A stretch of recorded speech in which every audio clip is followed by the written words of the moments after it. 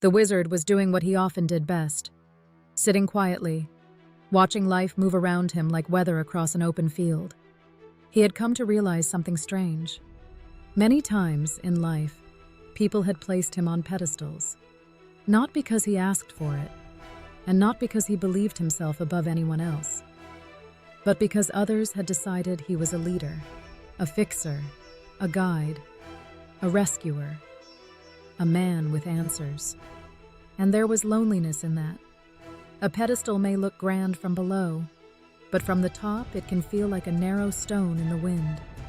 People looked up to him for jobs, advice, opportunities, encouragement, solutions, introductions, or sometimes simply hope.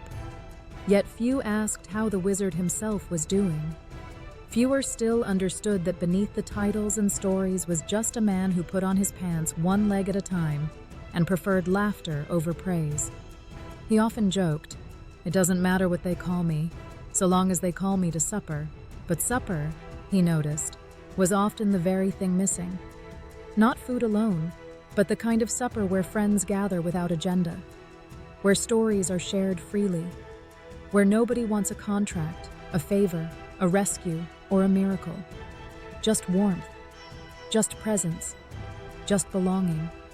Those suppers had become rare. Faces along the road. The wizard had lived many lives within one life. He had loved deeply. Some loves ended in distance, some in sorrow. Some simply drifted into different timelines, as though two souls once walking together had taken separate roads through the forest. He still loved many of them in his own way. Sometimes strangers would approach him in public. "You changed my life," they would say. The wizard would smile kindly, though often he could not remember where they had met. His life had been full of roads, crowds, stages, workshops, conversations, roadshows, projects, and seasons of constant motion. Many faces had passed through like stars seen from a moving train. Sometimes memory returned. Sometimes it did not. Still, he accepted their gratitude with humility. Perhaps one does not always need to remember the seed to appreciate the tree. The boy with the wooden robot. He thought back to being a child. At around 8 years old, he had built his first robot from scraps of wood and imagination. It was mostly made of 2x4s, a stick figure contraption that occasionally fell over and did very little except exist as a robot. But to him, it was marvelous. Later, he flew in a small airplane and looked down to see people the size of ants. That vision expanded something inside him. He told his classmates, many of whom had never flown. For a brief moment, he was the keeper of wonder. Then came radios, electronics, machines, tools, ideas. He earned an amateur radio license. He explored boats. He learned systems. He dreamed of rockets before rockets became fashionable in schoolyards. He drew spaceships landing upright on their tails long before the world watched such things become real. Many laughed at him then. The wizard noticed that time has a sense of humor. Ideas mocked in one decade are often celebrated in the next. The house of manners and firelight. His upbringing had been refined in many ways. He learned formal dinner settings, polished silverware, social customs, and the codes of respectable society. His parents were active, connected, respected. There were committees, clubs, causes, gatherings, ceremonies, obligations. Yet another education called to him more strongly. The education of campfires. Food cooked over open flame. A knife used simply because it worked. Boots in the dirt. Sky overhead. Hunger answered honestly. That kind of meal made sense to him. Perhaps that was why polished rooms never fully satisfied him. He respected refinement, but he trusted reality. The gift and burden of seeing Far School had often been difficult, not because he lacked ability, but because his mind moved differently. While others struggled through the page, he was already wandering galaxies in science fiction, exploring inventions, systems, futures, mysteries. This can be a lonely thing for a child. To see farther than one can explain. To know things one cannot yet prove. To feel out of place before understanding why. Many people mistake difference for arrogance. Many children learn to hide their light simply to avoid ridicule. The wizard had hidden some of his, but not all. Enough survived to carry him through decades. A thought of Elon.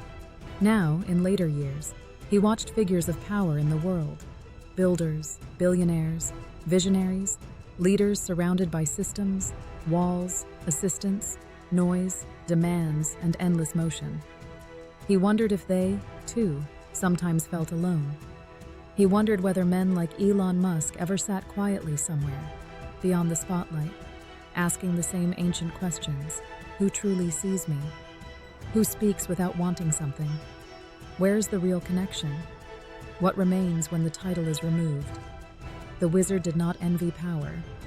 He understood its shadows. Visitors at twilight. That evening, as the sky turned gold, 3 figures came walking the path toward him. The first was an old mechanic with grease on his hands. He sat beside the wizard and said, "Machines are easy. It's people that need tuning." The second was a young woman carrying a notebook full of dreams. She asked, "How do I know which path is mine?" The wizard answered, "The one that gives you life when you walk it." The third was a child holding a broken toy robot. "Can this be fixed?" the child asked. The wizard smiled. Almost everything can. Together they shared bread, tea, and laughter as dusk deepened around them. And for a little while, the pedestal vanished. There was no leader, no legend, no title, only people, only supper, only the simple holiness of being together. The cosmic insight. Later, after they had gone and the stars returned, the wizard finally understood. He had spent years trying to climb down from the pedestal, but he did not need to climb down. He only needed to invite others up, not above anyone else, but onto the level ground of the heart, where no one is worshipped and no one is beneath, where gifts are shared freely, where wisdom is conversation, where friendship asks no invoice, where love is not a transaction, where even old regrets can rest. And in that place, the wizard felt something rare and precious. Not applause, not status, not ambition. Peace. God bless.